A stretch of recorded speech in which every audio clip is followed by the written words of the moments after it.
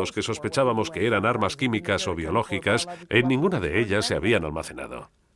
Cuando se intenta destruir la capacidad de un Estado para fabricar y almacenar armas de destrucción masiva, hay que tener informes de inteligencia muy precisos sobre dónde se fabrican y dónde están. Si no se tiene dicha información, se bombardea a ciegas. Y aunque no nos lo pareció en ese momento, bombardeamos mucho a ciegas. Parte del problema era la capacidad iraquí de almacenar la producción de armas químicas y biológicas junto a las instalaciones civiles. Había muchas instalaciones de doble uso, donde se producían artículos para la economía civil, pero la misma fábrica podía desarrollar armas biológicas o químicas. Así que no pudimos valorar el alcance de sus capacidades. Saddam, por ejemplo, afirmaba que los Estados Unidos habían destruido una fábrica de leche en lugar de una presunta planta de armas biológicas el 23 de enero. ¿Había algo militar ahí? No, nada. ¿Qué era? Solo se producía leche para bebés. No era una fábrica de leche de fórmula para niños, igual que la planta química de Libia no fabricaba aspirinas. Durante la guerra, varios científicos iraquíes desertaron y revelaron localizaciones desconocidas para la inteligencia aliada. Esos lugares fueron bombardeados. Pero al final, la campaña contra las armas nucleares, biológicas y químicas fue un mal trago para la inteligencia estadounidense. Lo que descubrimos, gracias a las inspecciones realizadas al final de la guerra, fue que existía una fuerza, una separación y una duplicación de su capacidad para fabricar armas que eran mucho más profundas de lo que habíamos creído. Sin embargo, la Agencia de Inteligencia de Defensa estimó que la campaña había retrasado la capacidad nuclear de Irak entre 3 y 5 años, y su capacidad química y biológica de 5 a 8 años.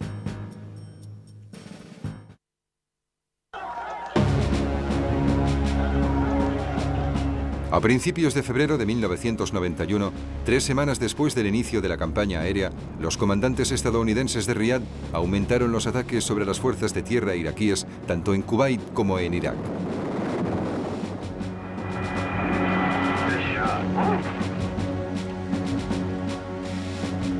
Mientras la operación terrestre se acercaba, cambiamos la prioridad hacia esas unidades que estaban en la línea de frente, enfrentadas a las fuerzas de tierra de la coalición.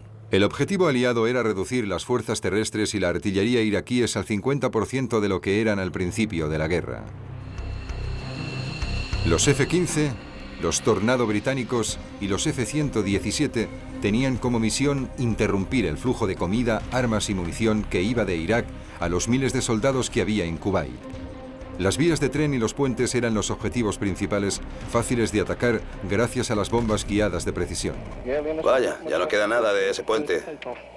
El primer vídeo muestra un puente de ferrocarril. Tienen una red de vías muy limitada y si podemos destruir un puente, marcará la diferencia. Hemos intentado atacar cerca de la costa porque es la zona más difícil de reparar, donde se causan mayores daños. Ese es un extremo del puente. Ahora verán el mismo puente atacado por el otro extremo.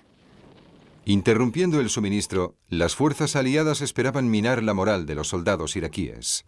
Esta interrupción de las líneas de comunicación es importantísima para el desgaste de la maquinaria militar iraquí. Y era una maquinaria militar formidable. Se estimaba que habían unos 700.000 soldados iraquíes apostados en el desierto, capaces de camuflarse en la arena del desierto con sus tanques y su artillería. Sus defensas terrestres estaban muy fortificadas con misiles tierra-aire y artillería antiaérea. Para eliminar dicha artillería, los estrategas dividieron Kuwait e Irak en cajas de muerte, sectores de desierto de 50 por 50 kilómetros. Por encima de esas cajas de muerte volaban bombarderos como los F-16 Falcon. Los F-16 eran quizá los bombarderos más versátiles de la Guerra del Golfo. Lanzaban toneladas de bombas convencionales sobre las tropas y la artillería iraquíes cada día. Las misiones nocturnas recaían en los F-111 Aardvark. Diseñados como aviones tácticos de alta velocidad en los 60, los F-111 utilizaban sensores de calor por infrarrojos para encontrar los tanques iraquíes escondidos en la arena. Plasma caliente. Buscaron en su zona y se dieron cuenta de que los blindajes iraquíes enterrados en la arena irradiaban calor, y este no se disipaba tan rápido como el de la arena que los rodeaba. Así que lo que parecía un desierto de dunas tenía un montón de puntos donde los tanques iraquíes habían sido enterrados.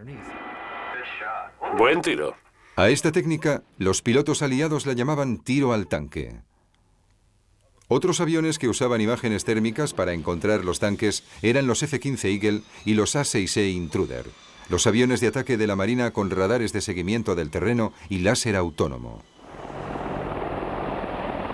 Quizás el destructor de tanques más temible fuese el helicóptero Apache. He ido siguiendo una columna de tanques y les he arruinado el día a unos cuantos. Creo que no vieron los Apache y cuando los Hellfire les dieron, no sabían de dónde habían salido. Un caos total. Sí, desorden, caos total. El helicóptero era tan temido que un grupo de soldados iraquíes se rindió ante él en lugar de enfrentarse a sus misiles Hellfire. Nos están mirando todos. Parece que se rinden. Vamos a acercarnos un poco más, pero parece que se van a rendir. Otro buen destructor de tanques era el avión menos técnico que había en el aire, el A-10 Thunderbolt. Con su potente fuselaje, el A-10 podía sobrevivir al duro fuego terrestre mientras volaba bajo y lento buscando tanques. Diseñamos el avión con un fuselaje muy resistente, blindado. Los motores se colocaban en una posición que los dejaba detrás para que no sufrieran grandes daños cuando se elevaban desde el suelo, desde sus objetivos. El Thunderbolt estaba equipado con un cañón de 30 milímetros que disparaba una carga de uranio empobrecido. A pesar de su diseño, el A-10 era muy maniobrable a grandes alturas. Ya se ha probado en combate, ya se ha puesto a prueba y es un auténtico caballo de guerra. El Warhawk no fue el único éxito inesperado contra las tropas terrestres iraquíes. Los B-52 lanzaron toneladas de bombas convencionales en ataques al azar contra posiciones de la Guardia Republicana iraquí sobre Kuwait y en el este de Irak. Los B-52 tenían que abrir camino y atacar algunos de los objetivos de primera línea. Era como abrir vías para que los blindados estadounidenses pudieran pasar. Pero también debían debilitar las unidades que se encontraban en zonas escondidas, unidades de la Guardia Republicana que estaban en el desierto con unos cuantos tanques. Esa no fue la única consecuencia de los ataques de los B-52. Para las tropas de tierra iraquíes, era horrible encontrar de repente una columna de bombas de 2 o 3 kilómetros de largo y 1,5 kilómetros de ancho que estallaban a su alrededor, cuando ni siquiera sabían que tenían un avión encima. El 23 de febrero, tras 37 días de bombardeos y 35.000 ataques, los comandantes de la coalición decidieron que las tropas iraquíes ya estaban lo bastante debilitadas como para lanzar la ofensiva aliada terrestre. Estaban desmoralizados, paralizados, y la potencia aérea aliada había minado su voluntad.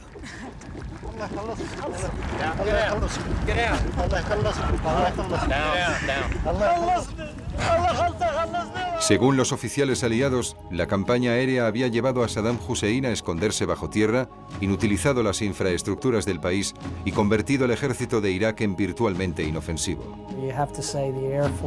Las fuerzas aéreas aliadas ganaron la guerra. La potencia aérea triunfó en la guerra.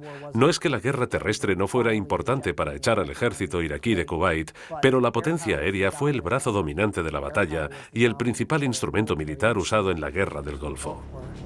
La campaña aérea de la Guerra del Golfo cambió la opinión de Estados Unidos sobre el uso de la potencia aérea.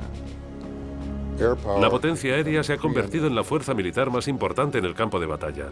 Y aunque puede que no solucione todos los problemas y que incluso no pueda aplicarse en algunas situaciones, probablemente sea la primera opción de Estados Unidos en lo que a armas de combate se refiere. La campaña aérea y el salto exponencial de la tecnología también habían modificado la percepción de la guerra. La campaña aérea de la Guerra del Golfo cambió las expectativas que tenía la gente, que tenían los estadounidenses, sobre el desarrollo de la guerra. Querían que fuese corta, que fuese decisiva y que tuviera la menor cantidad de bajas posible en ambos bandos. Y en la Guerra del Golfo demostramos que podíamos hacerlo.